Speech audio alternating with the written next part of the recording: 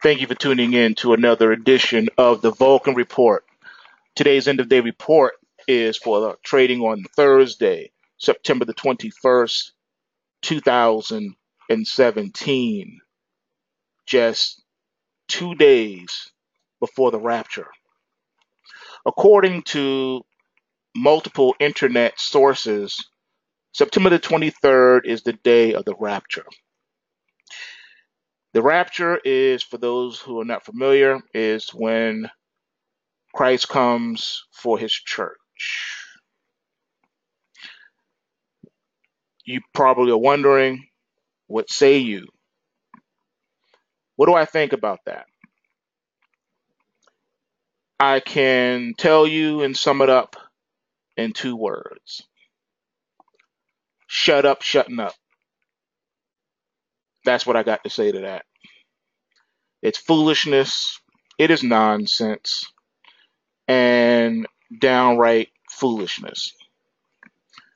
So shut up, shutting up with all the foolishness out there, with the fakery and the phoniness and false interpretations of Holy Scripture. In the same vein, the same category, we have pumpers of penny stocks all over the web. They'll come on, they'll bring some guru who will give you glowing fundamental analysis about a given company. They will tell you how wonderful and great it is. And most of the time, they do not give you full disclosure and tell you that A, they are being paid to pump such stock, or B, that they have a position in said stock. That is against the law. You have to have full disclosure. If you are being paid to pump a stock, you have to say so. If you have an open position or planning to open a position in a said stock, you have to say something. All right? You can't pretend that there is no full disclosure. You got to let people know.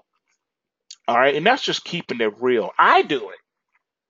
You know, when I go on the show with V, if we're talking about a particular stock, I'm going to tell you if I'm long or short or no position at all. That's just full disclosure. What's wrong with that? There's nothing wrong with that. All right. So Exhibit A, this has been talked about as of late. There are two tickers. One is in, I believe it's in Canada, on the Toronto Exchange, the TSX, and it's under the ticker HIVE, HIVE. And on the American over the counter, you got pink sheet, ticker PRELF. Now, only time will tell if this is one that's being pumped to be dumped. I don't know, so it's too early to call this one. All I can say is we started at 0.064 cents, and we ran this all the way up to $1.83. So we're doing it on 1.166 million shares. Okay, fine. We'll see what this does. I have it on my radar. I added it to the weekly pulse wave price trigger, so we'll see what's up. I have not yet got a triggered signal on it yet. I'm still building the code for this, and I'm still looking into it, but it's nevertheless, it's being built. It's on the list, so only time will tell what becomes of it. What say ye on this one? But there are other stocks that were talked about in the past that did absolutely nothing. And I know what some of the purveyors of this are going to say. Well, you have to give it time. I don't want to hear it. When it comes to penny stocks, folks, there has to be a no-nonsense policy. If you're talking about a penny stock, you need to let people know if you have open positions in that stock or if you're being paid to talk about it. All right? It's fraudster, shyster, shamrock alert when you don't do that. Okay. With the ticker on the screen, like I said, this is one that's being talked about right now. So we will see what happens. All I know is we've been getting some interesting open interest in this one. It was only 235,000 on this day of the first move. Then it went up to 1.131 million, and then we got 851,000, and now today we're at 1.166 million. So we shall see what rears itself in Goshen, a city or treason. For those of you unaware of that line, that is from the original movie, The Ten Commandments. Yeah, that's right. I go way back. All right, enough of the silliness. Let's move on. Let's take a look and see what is rearing itself in Goshen. Profit or not? Let's talk about this Bitcoin space. Since we started off in the crypto space, let's continue. Ticker GBTC, I have no position. I'm flat. This one has been pulling back along with the coinage. Coinage has been under heavy distribution as of late. And you can see it's coming down to the trend line here. We did break it back here, regained it, gapped up. Now we're filling this gap here. That's what's going on. So tomorrow this market needs to close above 685.79 in order to do away with this downtrend. Moving along, BTSC, the one that I hate. I also have no open positions in this stock and no working orders.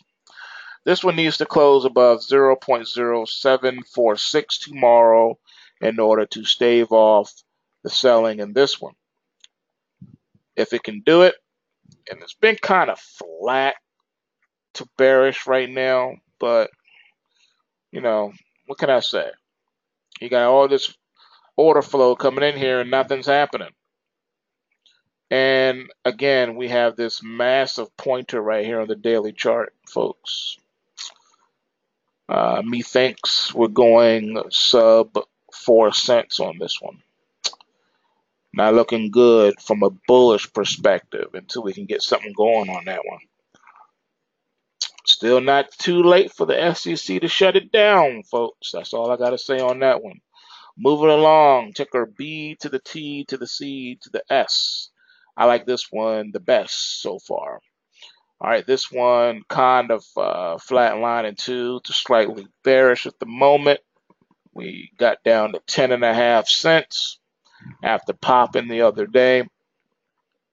And what did we hit? Like 13, 14 cents. Let's see, what did we get to? At 15 cents. 15 cents on that one. And now it's pulled back to 10 cents. And so this one is also looking flat to slightly bearish. Full disclosure, yes, I have an open position in this particular stock. And yes, I would like to see it go up. We shall see. This is not a recommendation to buy or sell any securities, as you full know. All right, so this one you can see it's been flat for a while. If you just look back here, you're pretty much just trading within the initial breakout range and nothing else. So I think it's long overdue for a nice move here. We'll see what happens. All right, let's move on to NVIDIA. NVIDIA has suffered a healthy pullback. You've lost momentum and you have not gained it back yet. You've lost momentum and you have not gained it back yet. Going to need to close tomorrow above 181.70 on the daily chart in order to put an end to this downtrend. If not, then 173.98 is the next target that is in play. Beyond that, 165.19. Let's see what happens. AMD is still dead in the water. Can't get up and go. Tried to break out. Tried to be Mighty Mo, Mighty Mouse, and now we're coming back down. All right, as long as it closes above 1323 tomorrow, you got some kind of momentum to carry over into next week. On the weekly chart, though, that one really tells the picture. Let's see what we got working here. All right, it needs to close above 1292 on the weekly chart, folks. That one's the most important. Got to close above that. If you don't, then the next thing in play here, as far as support, is going to be 1121. Come on, AMD, you can do it. All right, XIV, which shows us the health of the stock market, it's holding. It's just floating up there. As long as it stays above 85.94 tomorrow, the bull market for the stock equity market is still intact. Let's take a look at the strong bond. All right, we've had 24 hours now since the Fed said what they had to say, and we're at the 154 handle. We're just holding and hugging the 154 handle. If bonds can get above 155.07, then we put it into the downtrend and get back strong again, and then that will push the yields lower.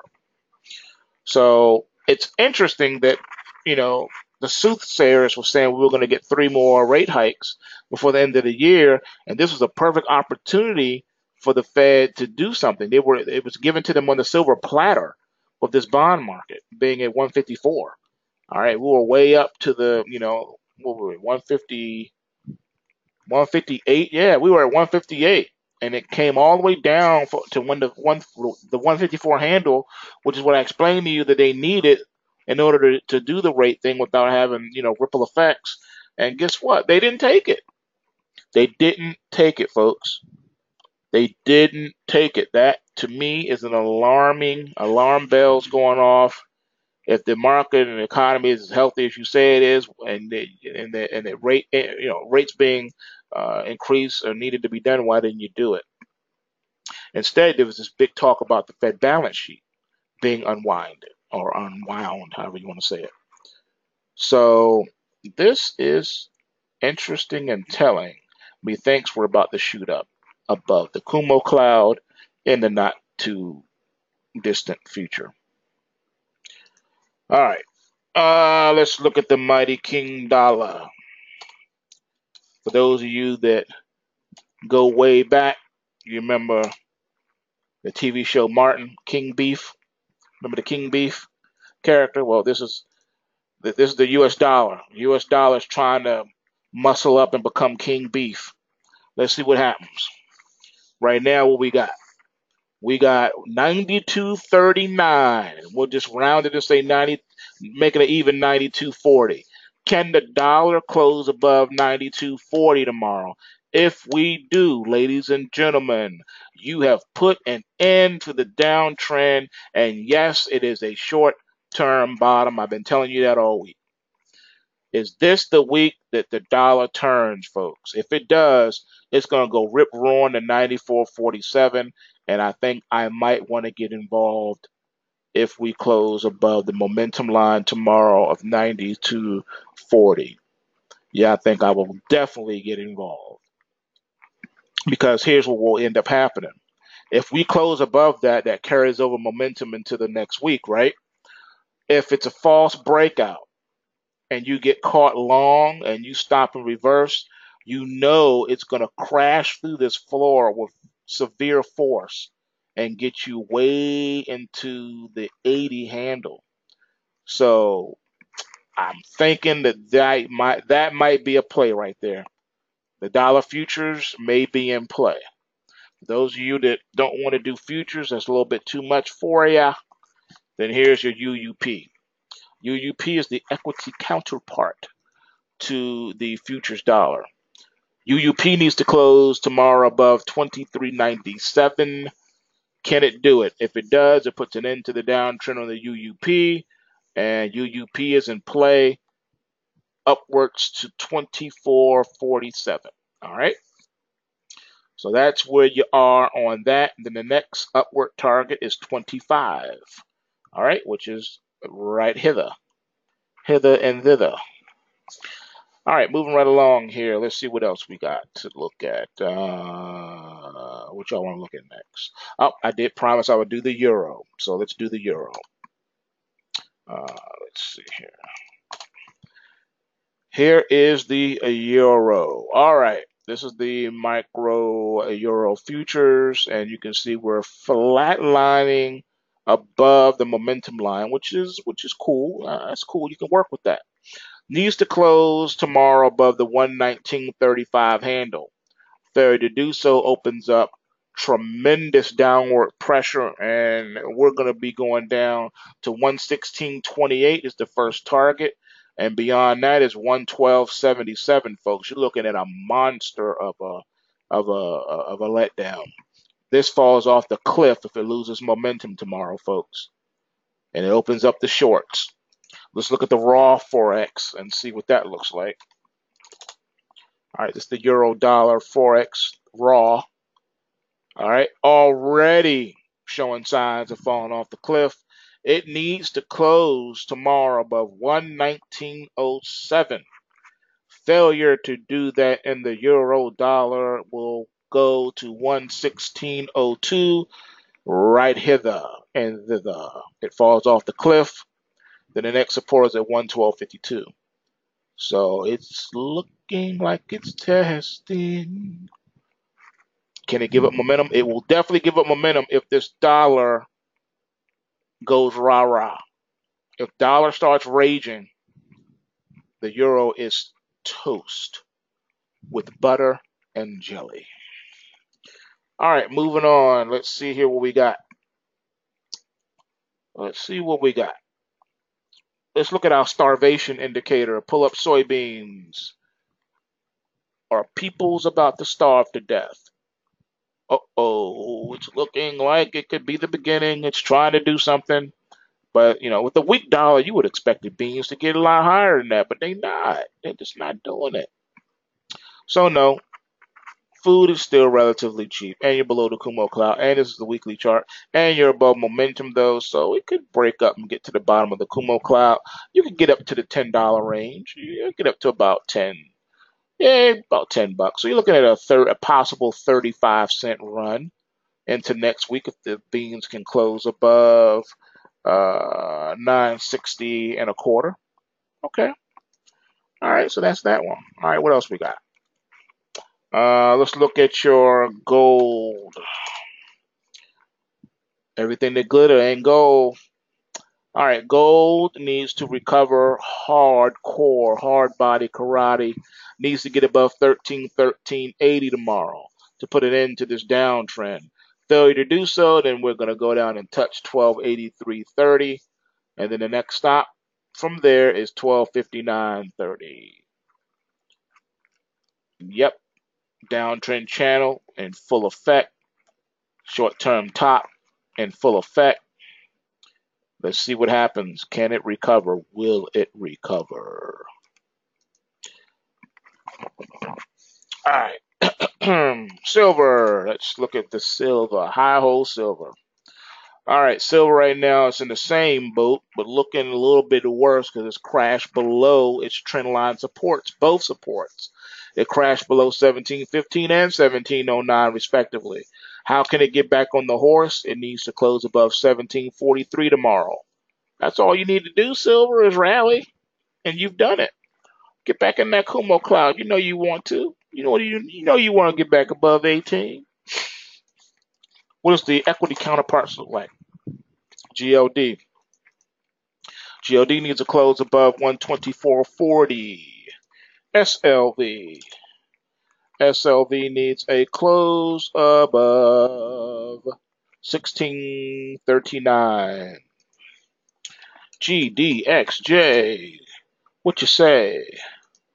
GDXJ needs to close above 3504 tomorrow, or it falls deeper off the cliff and goes into free fall, and you're looking at sub 30. Not a good thing. Not a good thing. I'd be glad when y'all get up and run. I'd be glad. Okay. What have we not covered that I should cover? I think that's pretty much it. That's it. All right. Well, remember, folks, pulsewavetrading.com. Come learn how to trade these markets. All right. Take the study course. Learn what the central banksters do not want you to know. Do yourself that favor. You owe it to yourself to do this. Okay. You got to. You got to, folks. There's just no other way to say it. All right. Times are a changing. And if you don't change with it, and learn how to fight the algo bots, you will lose. All right? So come learn how to do that. Put the power back in your hands with the weekly post wave price triggers. And with that said, remember, bulls make money, bears make money, and pigs get slaughtered. So remember to take what you can and give nothing back to these greedy central banksters. And I'm out.